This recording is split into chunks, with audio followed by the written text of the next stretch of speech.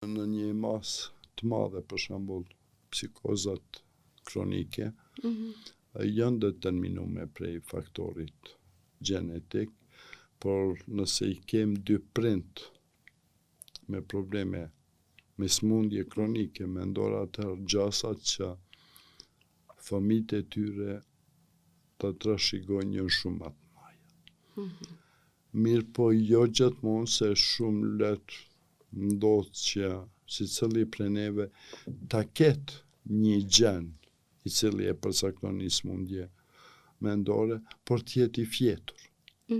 Edhe nuk e manifeston smundjen, por në momente caktume, Në rrethana caktume mundet me u manifestu.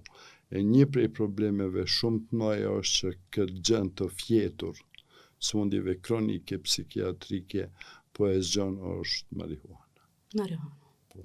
Se ajo ndodh që një individ nuk është manifestu kur shenja, por me përdorimin e marihuanës, ai po e zgjon edhe këtu është ai rreziku më I madh, ndaj kur hyn në smundje kronike, aty muj me I ndihmu individi që të funksionalizohet, por jo në atë kuptimin të shërohet plotësisht. Apo ka raste të tilla në Kosovë, doktor? Ka mjaft. Ka mjaft. Se numri I trive që po shfaqin shenja të çrregullimeve psikotike është mjaft I madh.